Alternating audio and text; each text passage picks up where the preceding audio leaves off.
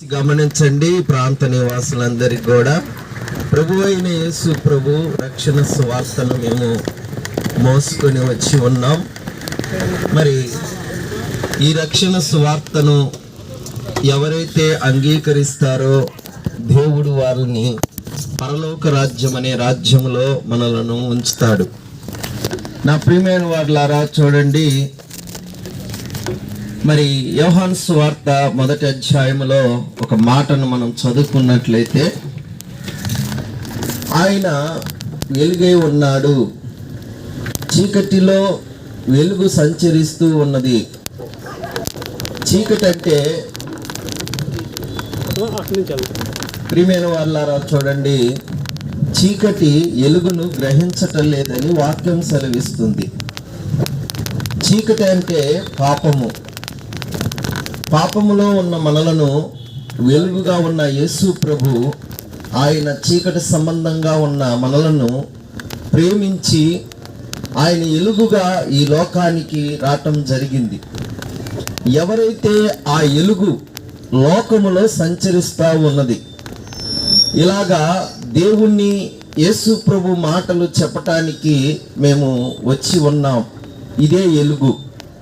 ఈ ఎలుగు మాటలు ఎవరైతే విని ఆ ఎలుగు సంబంధమైన అడుగుల్లోనికి, మరి ఆ మార్గములోనికి వస్తారో అని అంటున్నాడు. ఎలుగు సంబంధమైన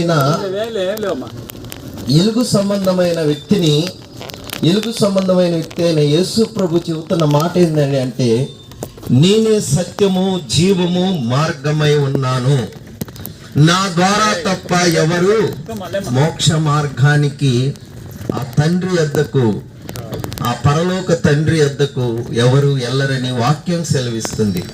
నా ప్రియమైన వారులారా, ఈ గ్రామస్తులందరూ కూడా, ఈ మాటలు వింటున్న ప్రతి ఒక్కరు కూడా, చీకటిగా ఉన్న నీ జీవితాన్ని వెలుగుగా చేసుకోమని దేవుని స్వార్థను మేము మోసుకొని వచ్చాం. ఎవరైతే ఆ ఎలుగును గ్రహించి ఆ ఎలుగైన దేవుడు చెబుతున్న మాటకు లోబడతారో వారి నిత్య జీవానికి వారసుడు చేస్తాడు. అందుకనే ప్రభు అంటున్నాడు, పరలోక రాజ్యం సమీపించుచున్నది, అందరూ మారు మనసు పొందుడి. మారు మనసు మనం పొందకపోతే ఆ ఎలుగును గ్రహించలేము. నా ప్రియమైన వారులారా, ప్రతి ఒక్కరు కూడా ఈ లోకములో ఉన్న వాటి కొరకు కాదు కానీ పరలోకమైన ప్రభు కోసము మనమందరం కూడా ఈ రక్షణ సువార్త నీ కొరకు, నా కొరకు, ప్రతి మానవుడి కొరకు ప్రభువు మరి మనిషి రూపములో జన్మించి మన పాపాలు నిమిత్తము ఆయన రక్తాన్ని చిందించాడు.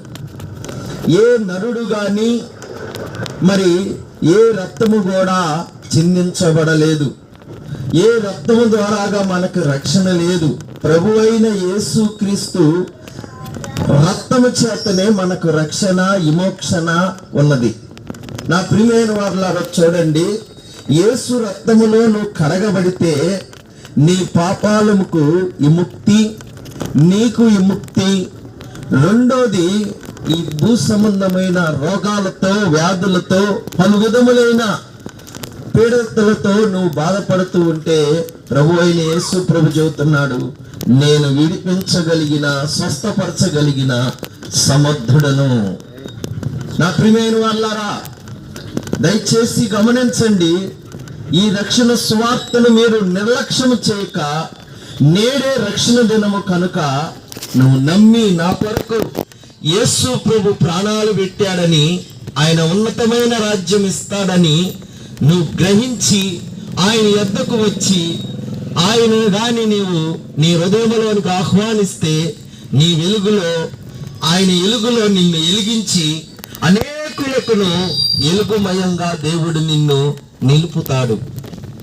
ప్రియమైన వారులారా, ఆ వెలుగును గ్రహించకుండా ఏముందిలే వీళ్ళు వచ్చారు పోయారు అన్నట్లుగా నువ్వు ఉన్న ఎడల ఏమీ ప్రయోజనం ఉండదండి. చూడండి, ఒకప్పుడు నా జీవితంలో కూడా చీకటిగా ఉన్న నా బ్రతుకును దేవుడు నన్ను ఆయన ఇట్లాగనే సువార్తను మోసుకొని వచ్చి కొందరు ఆ మాటలు చెప్పినప్పుడు వాటిని నేను అంగీకరించాను. ఈ రోజున నా జీవితాన్ని దేవుడు ఎలుగుమయంగా ఉంచి అనేకులను ఎలుగించే వ్యక్తిగా దేవుడు నన్ను నియమించాడు. ప్రియమైన వారలారా, దయచేసి వినండి. యేసు రక్షణను మీరు నిర్లక్ష్యం చేయక, యేసు రక్షణను అంగీకరించి ఆయనను స్తుతించటానికి నీ మనస్సును ఆయన వైపుకు తిప్పిన యెడల ఆయన నీకున్న శోధనలను గాని, శ్రమల నుంచి గాని, ఇబ్బందుల నుంచి గాని, చూడండి, రాబోయే ఉగ్రత నుంచి, రాబోయే ఉగ్రత, రాబోయే మరి పాతాళము నుంచి దేవుడు నిన్ను తప్పించి ఆ ఉన్నతమైన ఆ యుగయుగాలు నీతో ఆయనతో ఉంచునుగాక. దేవుడు ఈ మాటలను మన హృదయములో ఫలించునుగాక. ప్రార్థన. ప్రేమ కలిగిన దేవా, ఈ గ్రామాన్ని ప్రేమించి అయ్యా నువ్వు ఇచ్చిన యొక్క వాక్కును బట్టి నీకు స్తోత్రాలు. ఇదిగో ప్రభువా, నీ ప్రజలున్నాయినా ఈ మాటలను అంగీకరించి అయ్యా నిన్ను చేర్చుకొని వాళ్ళ హృదయములో నుంచి నాయన ఆ దుర్మార్గుని వెలవేసి, ఇదిగో నా తండ్రి నిన్ను స్తుతించే బిడ్డగాను మార్చమని, అలాగనే ప్రభువా ఈ గ్రామస్తులందరినీ కూడా దీవించమని, ఆశీర్వదించమని యేసు నామమున అడుగుచున్నాము తండ్రి. ఆమేన్.